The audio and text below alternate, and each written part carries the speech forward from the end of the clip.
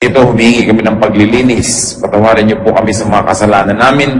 Gawin niyo kaming karapat-dapat na lumapit sa inyo. Alang-alang sa kabutihan at kalinisan ng iyong anak na si Jesus na siyang nagpapabuti at naglilinis sa amin. Turuan niyo po kami, Panginoon. Akayin, kayo po gusto namin maging tagapagsalita ngayon, tagapangaral. We like to hear your voice and your voice alone. So use your servant only as your instrument, but be our speaker.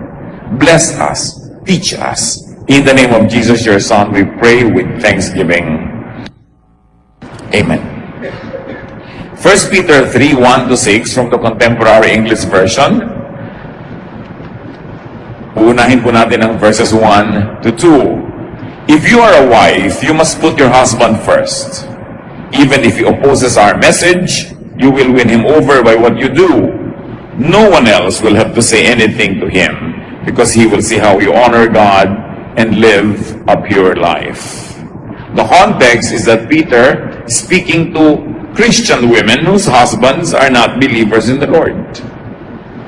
At sabi niya, kung ikaw ay isang babaeng may asawa, dapat mong inuuna ang iyong asawang lalaki. Kahit pa sinasalungat niya ang mensahe namin ng mga guro ninyo, ay madadala niyo sila sa Panginoon, hindi sa pamamagitan ng pakikipagtalo, pag-aaway, kundi sa pamamagitan ng inyong kagandahang loob. At wala nang kailangan pa mag-sermon sa kanya o magturo kung ang mga kilos niyo mismo ay kakabakasan at kakakitaan ng diwa ng Espiritu ng turo ni Kristo. Napakagandang paalala noon, magpahanggang ngayon, that an attractive wife here prioritizes her husband. Kung hindi ka rin lamang handa na ang isang lalaki maging priority ng iyong buhay, huwag kang mag-asawa, huwag mo siyang pakasalan. Ganon din yung lalaki. Hindi ka handa na bigyan ng priority ang babaeng ito, ba't mo papakasalan? Para maabala ka lang sa mga balak mong pasyal, lakad dito at punta doon, ba't ka pa mag-aasawa? So an attractive wife or husband prioritizes the spouse. An attractive wife, according to Peter, behaves well for her husband's honor. Kailangan ng isang tunay na babaeng nananalig sa Diyos ay kapuri-puri ang pamumuhay to the point that her life honors God. That she lives above and beyond suspicion and blame, especially when it comes to marital faithfulness.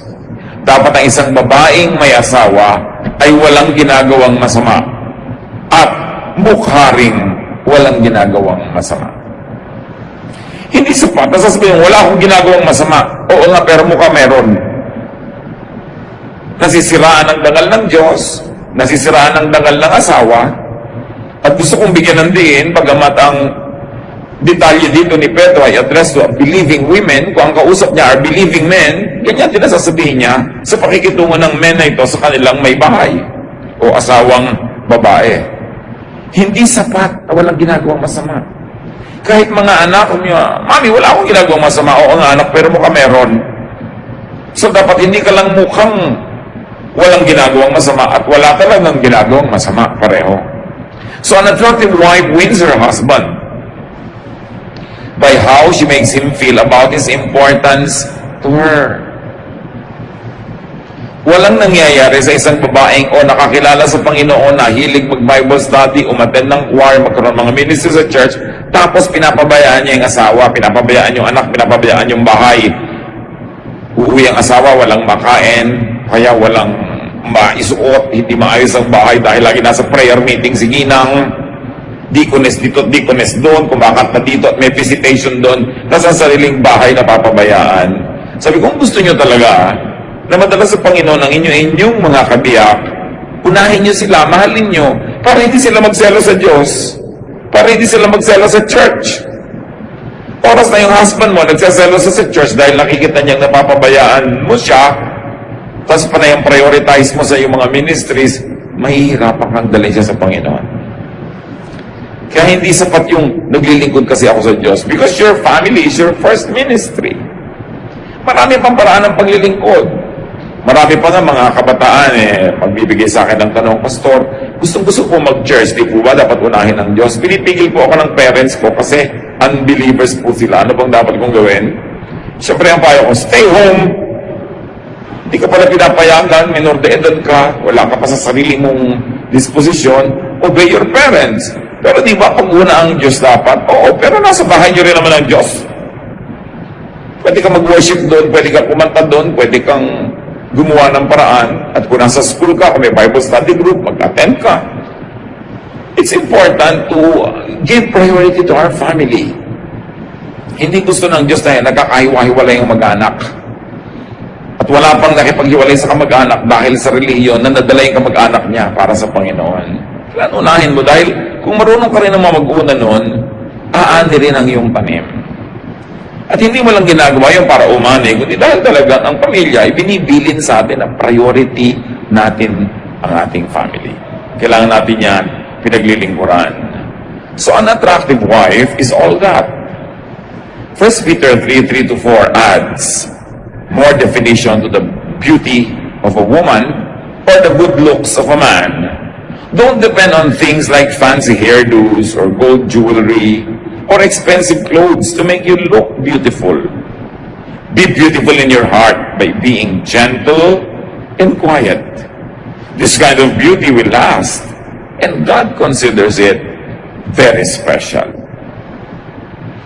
Now, good grooming and ornamentation is not the culprit here. It is dependence only on it for value. Many people tend to misread these verses. Kaya may mga sekta na bawal mag-alahas, bawal magsuot ng hikaw, bawal magsuot ng ganito, bawal na magpusod, magtirintas. Kailangan ilugay mo lang yung buhok mo dyan, huwag mo siyang kailangan laging bigyan ng pansin dahil nagiging sobrang literal ang pagbasa sa verses. Kung tutuusin, ang tunay na malalim na kahulugan dito ni Pedro is, huwag mong iasa lang ang kagandahan mo sa panglabas, unahin mo yung gandang pangloob. Pero dito naman sinasabing, magmukhang tiriringkay ka na sa labas, huwag ka na mag-shampoo, huwag ka na mag-ayos, at magmukhang losyang ka na lang forever. No, because God is God of beauty. And even the temple, when the temple was made, God had very specific instructions how it would be ornamented, decorated, and beautified. So alam natin na hindi yun ang kahulugan. Ang sinasabi lang, kung yun lang ang inaasahan mo para ka magmukha maganda, na nagkakanda utang-utang ka na, nagkakabaon-baon ka sa mga o ano-anong utang, hindi ka na nakakapagluto ng masarap dahil hinihuhulog mo sa mga hikaw mong kay lalaki, eh hindi ganyan ang ibig sabihin na maganda. Pero kung napagsasabay-sabay mo naman yon, lalo din nireregalo pa nga sa inang asawa mo, ano naman ang masama na isuot mo yon? Dahil ang lahat ng magagandang bagay, ang mga hiyas, mga perlas, precious metals, are also created by God. And whenever you use them, not to eclipse your spiritual beauty, but to enhance, God is glorified because God is God of beauty. Huwag nating dadalhin yung mga ganitong verses to exaggerated misreading because they become very oppressive. And the tendency of people who read it that way is that they also become very judgmental of others. Kaya kung isa kang babae na ang nadinig mo at naituro sa yung interpretasyon ay literal na literal, ang tendency mo, hindi ka lang hindi mag-aalahas, hindi ka lang hindi mag-aayos ang buhok, i-judge mo rin ang lahat ng kapwa mo babae nag-aayos. And then it goes against the very nature of Christian teaching of non-judgmentalism. So do not carry this teaching too far. Do not take it too literally, because biblical language could be symbolic or could be exaggerating many times. Tulad ng tinatawag nila, Sea of Galilee. The Sea of Galilee is not a sea, it's a lake. It's a very small lake. But to exaggerate its significance to the people around that lake, they call it sea. Ganon, kailangan na unlock natin yung how to read the Bible. And most of the time you say, well, because it's an Eastern literature, and it was written long ago, the tendency is for the language to employ exaggeration. To be dramatic. Parang sinabi mo, malungkot ba yung pelikula? Bumaha ng luha sa sinehan. Siyempre, hindi naman talaga literally bumaha. Kaya mga sabing mula ng inibigit at binugo mo ko ay luha ang aking banig. Luha ang aking unan. It's all poetic language. And the Bible was written that way. So huwag natin siyang babasahin at i-apply to very absurd proportions that we become enslaved, trying to follow it to the letter in a very, very oppressive way. Now, going back to what Peter was saying about women, 1 Peter 3:5, long ago, those women who worshiped God and put their hope in Him made themselves beautiful by putting their husbands first. So pag nagtanungan yung mga misis, anong ginagawa mo ngayon? Nagpapaganda. Naglalaba ka, ano? Kasi by putting their husbands first. Anong ginagawa mo? Nag-beautify. So, pinagluluto mo yung husband mo. Kasi daw noon, ang pagpapaganda ng mga babae, dinadaan nila sa pag-uuna sa pangangailangan ng kanilang asawa. But of course, this prioritizing of husband does not only mean na maging chimay ka, na maging kusinera ka, maging labandera ka. Mas may malalim siyang kahulugan. Na inuuna nilang uri ng pagpapaganda ay paglilingkod sa asawa sa pamamagitan ng pagiging tapat. Maging malinis na babae, tapat na babae na hindi nangangalon niya, hindi nachichismis sa kapitbahay, hindi gabing-gabi na wala pa, hindi kung sino-sinong mga kasama. Yun ang sinasabi rin, unahin mo ang iyong asawa. Kesa sa hilig mo halimbawang mamasyal, kesa sa hilig mong gumayak-gayak. Lalo kung ang asawa mo halimbawa nasa abroad, kanino ka man sobrang magpapaganda? Diba? So, mapag-iisipan ka ng kapitbahay mo, labas ka ng labas, ang ganda-ganda mo, tapos wala yung asawa mo. So sabi, unahin mong asawa mo, ang ibig sabihin, yung dangal niya, unahin mo kaysa sa hilig mo at katinang yung paa na mamasyal. Lalakad ka, dapat kasama mo lagi mga anak mo para hindi ka na pag-iisipan ng masama. At kung hindi anak mo, kailangan hipag mo, kamag-anak ng asawa mong lalaki para wala silang masabi sa'yo dahil sila mismo yung kasama mo. Kung ang kasama mo lang, kamag-anak mo, baka sabihin pa nila, kinukonsinti naman kamag-anak nila. Pero in-laws mo kasama mo, biyanan mong kasama mong mamasyal, mag-spa, hindi ka magchichismis. This is what it really means to prioritize your husband, to prioritize his honor, his dignity. Lalo ngayon, napakarami pong mga mag-asawang hindi magkasama dahil sa trabaho, mga ginang at mga Mr. Den. Hindi nyo kailangan sobrang magpa-sexy, magpaganda, lalo wala naman yung asawa nyo. Yun ang pagtitiis at yun ang sakripisyo na hinihingi para sa mga banal na babae at ganoon din sa mga banal na lalaki. Kailangan hindi nalalagay sa alanganin ng dangal ng inyong kabiyak. But all being said, Peter was saying that women should not depend on outward decoration for beauty. Hindi sinabing don't decorate. Hindi sinabing don't wear this and don't wear that. Literally, kundi don't depend on it for substance because it can never compensate for a bad character. Kahit busilak sa kaputian ng iyong suot, pero kung marami ang iyong kalooban, baliwala yun. Kasi sinasabi, unahin mo character development. Kung meron kang limited time para magpaganda ng kutis o magbasa ng Biblia, dapat unahin mo yung pampaganda ng iyong espiritu. Pero kung meron ka naman talaga magaling na time management, magsasabay mo naman yan eh. Hindi naman kailangan mamili lang ng isa sa dalawa. Kailangan lang time management. Isipin nyo, lalo yung mga mahilig mag-beauty parlor, ilang oras na nasa beauty parlor ng isang tao, ilang oras ka nagbabasa ng Biblia, ilang oras ka nagko-quiet time, gaano katagal na nag-uubos ang panahon sa pagpapatuwid ng buhok na kulot at sa pagkukulot ng buhok na tuwid. Diba? Sa pagpapalight ng color ng dark hair at sa pagpapadark naman ng light. Gaano karaming oras ang nauubos sa pagpapantay ng mga kilay na hindi magkapantay-pantay. Gaano karaming oras ang nauubos kahit ang mga lalaki sa pagpapaganda ng mga katawan. Hindi yun masama. Pero ang point, dapat naman mas marami kang oras ay nauubos sa pagpapatalino ng utak mo, pagpapadami ng iyong alam, at pagpipigil sa sarili para yung karakter na maganda, matino, maayos, ang siyang mangibabaw. So how much of our time, our talent, our treasure do we invest in things that are purely physical and will not last? You know that beauty does not last. Yung nagkukulay ng buhok, 2 linggo pa lang lumalabas sa ulit mga puti doon sa may roots. It really doesn't last. So mahalaga karakter, sabi, dahil sa tingin daw ng Diyos, yun ang mahalaga. And this requires no financial expense. yung character development. So don't let what is seen outside define your beauty. Pag sinabing, uy, kilala mo ba yung asawa ni ano? Alin yung mahaba ang buhok o yung alin yung mabait? Diba? Alin yung ang laki-laki ng hikaw o yung patulungin? Anong klaseng impression ang ginagawa natin? Kasi hindi lang tao ang nakakakita. Ang pinakamahalaga sa lahat, our audience of one, the Lord, who is pleased when the Lord sees good character at work.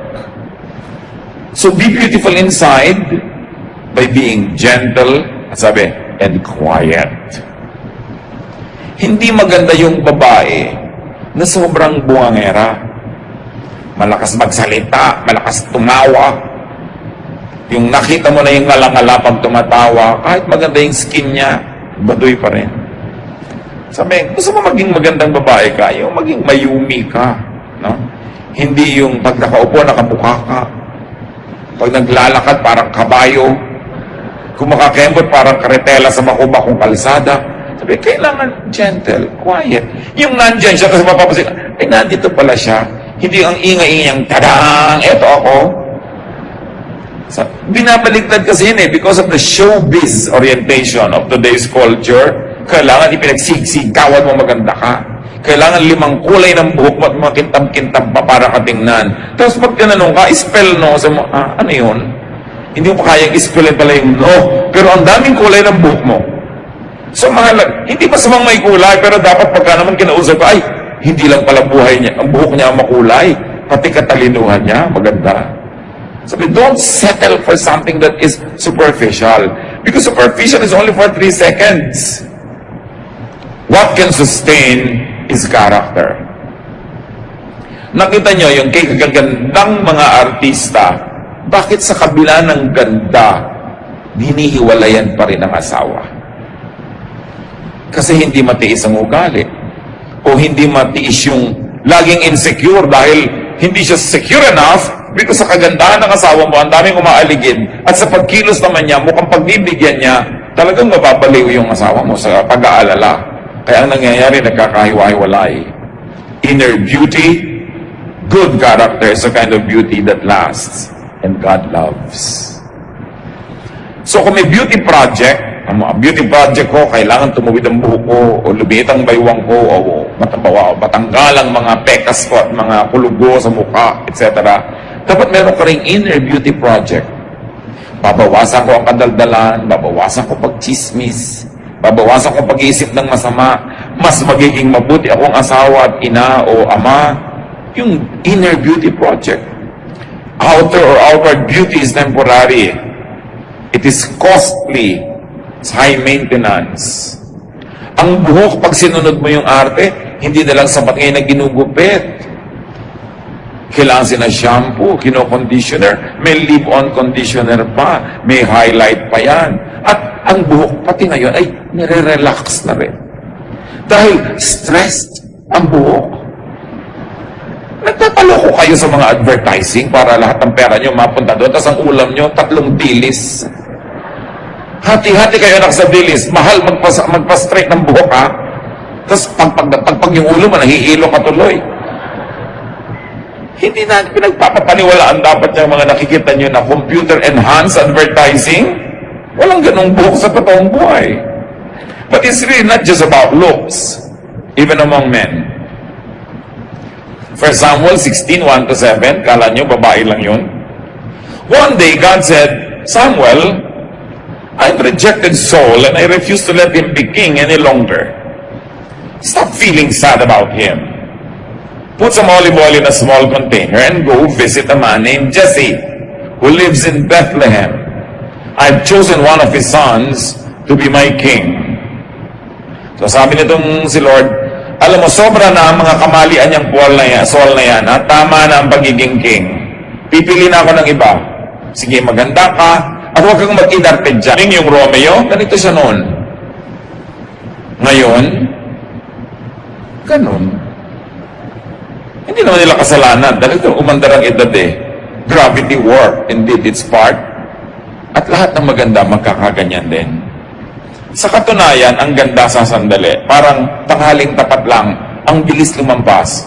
Ang tunay na kagandahan ng isang babae sa isang lalaki, wala pang 10 taon.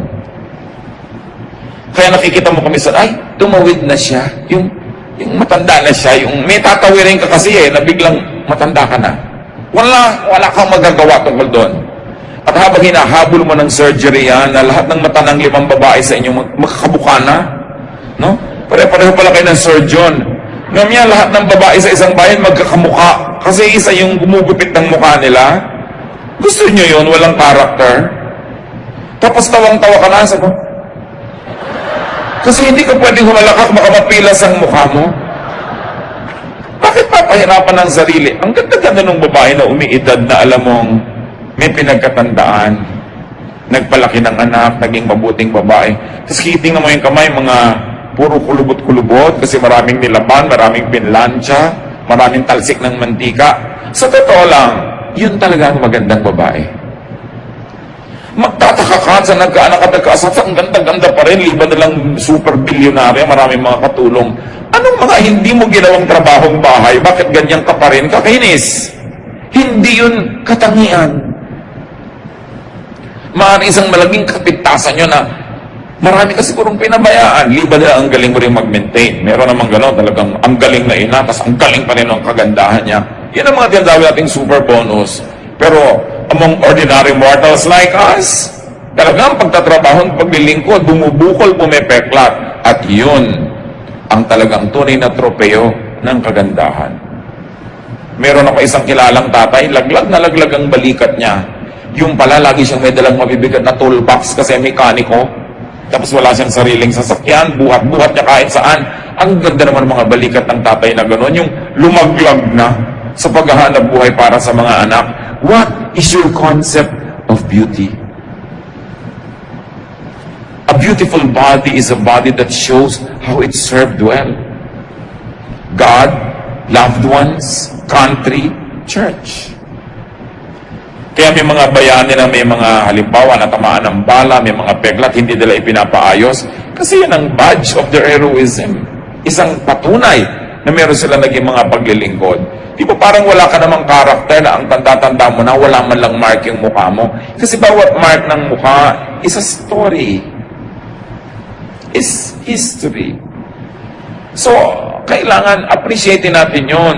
Bakit kaya ang pangit ng kamay niya? Ay, hindi pala pangit ang kamay niya. Kasi mukhang kamay na nagtrabaho. Appreciate. Yung mga asawa naman kasi, pagka nahawi, hipon niya na yung mga wife niya, yung mga kamay nila magaspang, ba't bigla na binibitawan? Diba? Dapat mong lalong masahihin dahil naglalaba pala siya, namamalansya, nagluluto. Alam niyo yung maghiwa-hiwa ka lang at kung ano, nasari-sari talaga nangyayari sa kamay mo. It's important. Huwag tayong magpadala sa standard ng sanlibutan. Huwag tayong magpauto sa advertising. Huwag nating gayahin ang mga artista na 70 years old na, mukha pang 30. It's a joke. Yung generic face, magkakamukha, it's a joke. Don't be enslaved by such warped values. Be free. Age gracefully. And the years will show in your face, in your hands, in your body, and those creases and those warts and those scars tell of a wonderful service to humanity. You are a very beautiful person. Be humble, be good, and be substantial. Kung nagkataong maganda ka pa outwardly. Pero huwag maingit sa maganda. Magtatabla din kayo balang araw. Sa mga balang araw, magiging magkamukha din tayo. It's good to be beautiful, to be presentable. Teach us where it should end. Turuan mo kami, Panginoon, na magbigay ng hangganan sa pagiging sobrang makalupa at makakatawan lang. Ganon din turuan mo kami, Lord, sa pag-appreciate ng aming kapwa. Na mas pahalagahan naming tingnan ang ganda ng kanilang ugali at pagkatao kaysa panglabas lang. Huwag kaming marahuyo, Panginoon, huwag kaming madaya at malasing sa nakikita ng mata. Na pati ang propetang si Samuel ay muntik ng madaya nung makakita siya ng matangkad at magandang lalaki. Akala niya yun ay yung choice niyo. At kung meron sa amin mga kapatiran, Panginoon, na wala nung mga assets na yon na ipinagdiriwang ng sanlibutan, pero meron mga internal, spiritual, emotional, intellectual assets, Turuan mo kami, Lord, to find value in ourselves. Not to be inferior, not to be envious of others, not to compare ourselves with others, but to continue, Lord, to be thankful that you have given us spiritual, emotional, and intellectual assets. Turuan mo rin kami pahalagahan yun sa aming kapwa. Magbulay-bulay tayo sa madali, mga kapatid, kung ano ang kahulugan ng mga paalalang ito sa ating buhay. Sinong pinapahalagahan natin? Yung pang better looking na anak kaysa doon sa hindi masyadong good looking by the standards of the world? How do we judge our employees? People around us. We are spiritual people. Get beyond the body and get to the spirit. God teach us. We want to be silent before you so you can remind us where we stand. Thank you for the things we do right. Correct us for the things we do wrong. Let us spend some time in silent meditation.